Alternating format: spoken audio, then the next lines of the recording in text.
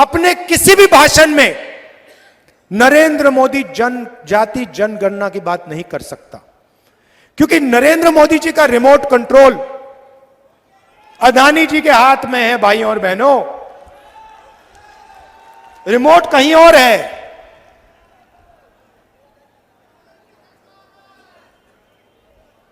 TV यहां आपके सामने, रिमोट कहीं और। सच्चाई। तो जैसे ही मध्य प्रदेश की सरकार आएगी, हमारा पहला कदम जाति जनगणना सर्वे मध्य प्रदेश में, और जैसे ही हमारी सरकार दिल्ली में आएगी, नेशनल जाति जनगणना कांग्रेस पार्टी करके दे देगी। पहले कहते थे भाई और बहनों मैं ओबीसी हूं, अब कुछ दिन पहले मैंने उनका भाषण सुना, कहते हैं भैया हिंदुस्तान में सिर्फ एक जात है, वो है गरीब। मतलब नरेंद्र मोदी ओबीसी और देश में सिर्फ एक जात, वो है गरीब। देश में ना ओबीसी है, ना दलित है, ना आदिवासी है, ना जनरल है, सिर्फ गरीब। ये इनका नया भाषण है। हिंदुस्तान से नरेंद्र मोदी के दिमाग में जात पता है क्यों गायब हो गई? क्योंकि मैंने जाति जनगणना की बात शुरू कर दी। जैसे मैंने कहा कि भैया ये पता लगाते हैं इस देश में कितने ओबीसी युवा हैं, कितने दलित हैं, कितने आदिवासी हैं, किसकी कितनी आबादी है। उस दिन से नरेंद्र मोदी कहते हैं राहुल जी हिंदुस्तान में कोई जात नहीं, गायब हो गई जात, खत्म।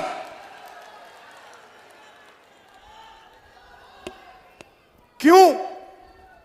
क्योंकि वो ओबीसी युवाओं को, दलित युवाओं को, आदिवासी युवाओं को, जनरल युवाओं को देश की सच्चाई नहीं बताना चाहते।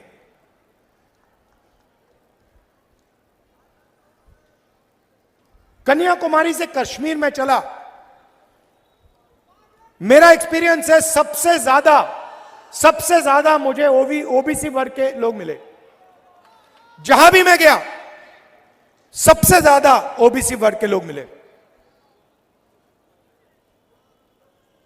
अंदाजे से कहता हूं कम से कम हिंदुस्तान में 50% ओबीसी वर्ग है, अंदाजे से कहता हूं।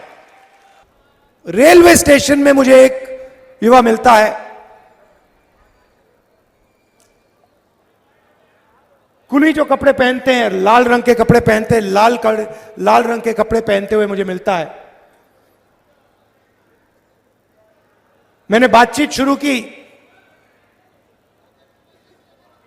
मैंने कहा कुली बनने से पहले तुम्हारा सपना क्या था? कहता है राहुल जी मैं इंजीनियर बनना चाहता था। मैंने पूछा क्या हुआ? कहता है राहुल जी मैंने सिविल इंजीनियरिंग की डिग्री ली, हजारों रुपए मैंने प्राइवेट कॉलेज को दिए, रोजगार नहीं मिला, आज मैं कुली का काम कर रहा हूं। यह इस प्रदेश की और इस देश की सच्चाई है। युवाओं में कोई कमी नहीं है, ऊर्जा है। भैया ये बाद में करना। ऊर्जा है, देश को मजबूत बनाना चाहते हैं, देश को खड़ा करना चाहते हैं,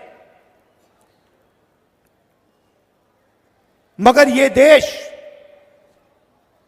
करोड़ों युवाओं को रोजगार नहीं दे पा रहा है। तो सवाल उठता है, यह हो क्यों रहा है? युवाओं में कोई कमी नहीं है। अगर कमी होती तो हम कहते देखो भैया, युवा काम नहीं करना चाहते, युवाओं में कमी है इसलिए रोजगार नहीं है। मगर युवाओं में कोई कमी नहीं है। दुनिया के सबसे कर्मठ होशियार युवा हमारे देश में है,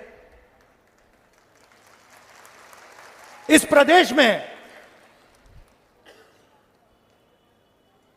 लाखों युवाओं से मैं मिला हूं, कोई कमी नहीं है।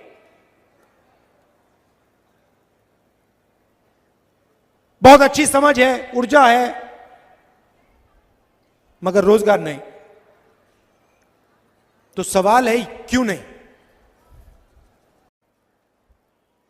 जीएसटी कौन देता है? जीएसटी देश की गरीब जनता देती है। और सुनिए, जीएसटी ओबीसी वर्ग देता है, दलित वर्ग देता है, पिछड़ा वर्ग, आदिवासी वर्ग देता है, और जनरल वर्ग के गरीब लोग जीएसटी देते हैं।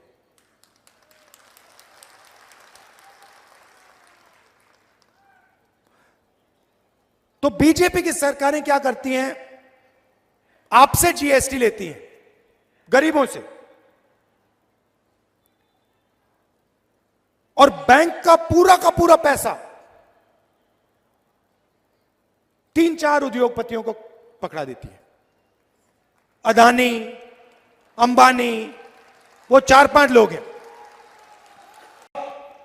नरेंद्र मोदी जी भाषण देने आए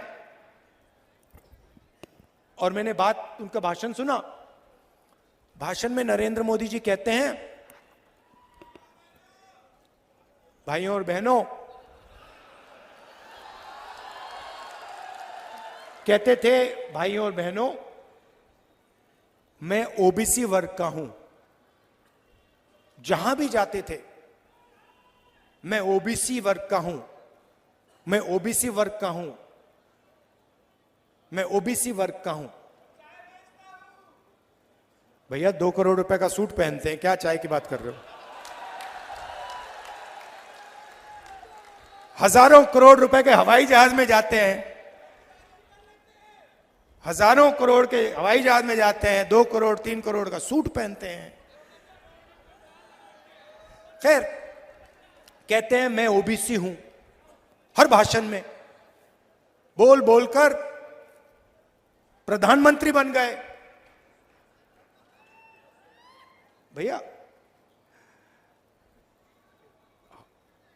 एक दिन में नरेंद्र मोदी कम से कम 1-2 सूट तो पहनेंगे। आपने कभी देखा 2 दिन में नरेंद्र मोदी ने 1 सूट पहन लिया? कभी देखा आपने? कभी देखा है? मेरी ये सफेद शर्ट चलती है, बस यही चलती है। यही मैं पहनता हूं। नरेंद्र मोदी हर रोज कोई ना कोई नया कपड़ा पहनते हैं। मध्य प्रदेश में किसान डरा हुआ है, मजदूर डरा हुआ है, छोटा दुकानदार डरा हुआ है, छोटे व्यापारी डरे हुए हैं, क्योंकि आपकी जो अर्थव्यवस्था है उसका इंजन चालू नहीं है। और इस भाषण में आपको यह बताना चाहता हूं कि हमारा लक्ष्य जो हमने छत्तीसगढ़ के किसानों के लिए किया है, वो हम मध्य प्रदेश के किसानों और मजदूरों और छोटे दुकानदारों के लिए करना चाहते हैं।